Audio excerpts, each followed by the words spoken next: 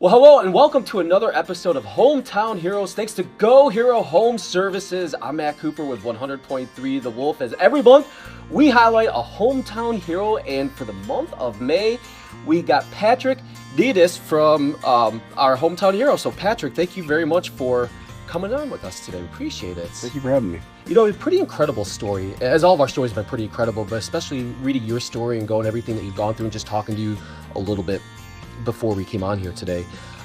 Starting off enlisting into the Army and doing some tours in Iraq.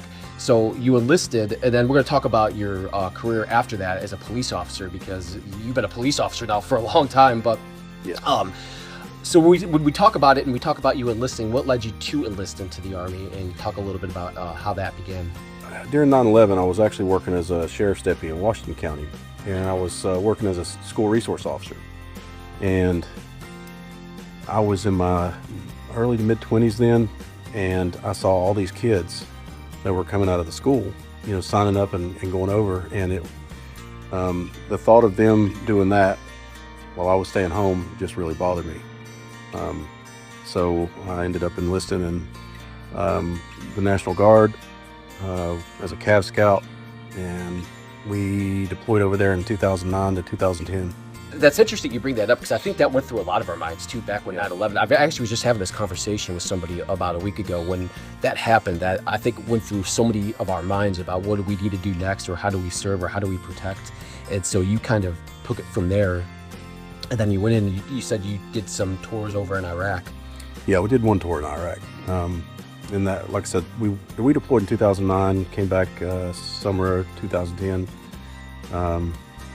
Most of what we were doing over there at the time were convoy security missions. They were starting to try and draw stuff down, so a lot of that was moving people and material out of the country.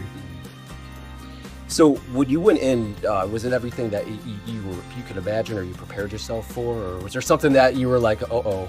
Yeah, I don't know. The first time that you are actually in a combat zone, it's a little overwhelming when you actually realize, well, wait a minute, I'm actually in a war zone, you know.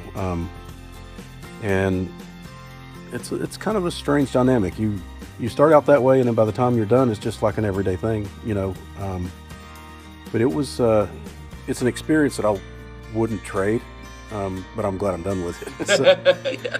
So we talk about that we were talking about you. You just kind of mentioned it about what you were doing around the time of 9/11 and then becoming a police officer. Dad, I think before we got on here, you said you were serving for a long time, and right now Jefferson County police officer, correct? Yeah, Jefferson County Sheriff's. Yes, yeah. Correct. So how did that lead over to where you're at right now? So I started with the Washington County Sheriff's Office, and I had an opportunity to go to work for the Tri-Cities Airport Police, and I spent about 4 years there. Got a position with the Tennessee Highway Patrol. I did about 7 years with them. I don't know that I was burnout, but I was wanting something different. So I left law enforcement for about 3 years. Okay. I was actually with the Highway Patrol when I deployed to Iraq. I don't know. It's a career that's just kind of hard to walk away from. I was just saying that it was going to eventually draw you back in. When Yeah. you start with that and you're with it so long and to what you were doing, I was like, The there's work something that's going to bring it back in. The work experience in other fields is just so much different. And when you've done it for so long, it just kind of becomes a part of who you are and what you do. So I ended up coming back into law enforcement. We moved to Jefferson City so my wife could pursue an opportunity with her career. Ended up going back to work down here. So yeah, I've got a few years in that. A few years. Yeah. Patrick, we're honored to have you here as our hometown hero. Thanks to Go Hero Home Services. And I was thinking about this. You've been a police officer for a long time, and you've seen a lot. I'm sure you've seen a lot, but Yeah. there's got to be a point where somebody tried to get out of a ticket, or you've probably heard every excuse in the book. What is something that you've heard or come across, or even to, like, when you think about that now, you're like, how did that person think they were going to get away with this? I don't know. I've heard so many. The most common probably is, I was coming down a hill, Yeah. or I was passing traffic. That doesn't negate the law. You still have to follow the speed limits or whatever. But Do you ever feel that way if somebody like puts a guilt trip on you or something like that? Or... oh yeah, you feel it. I mean, there are times when I think every officer's had a moment where they have to write a ticket they don't want to, or they have to make an arrest they don't want to. But there are times that that's just going to happen. You just have to do your job and, you know, hope that it works out for the best for them. You got your family here today, so you were nominated by your wife, so I was.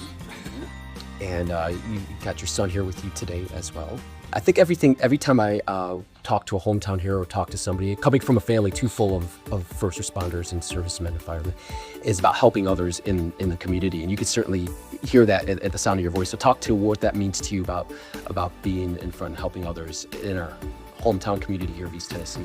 That's really, I think, the biggest draw to Yeah.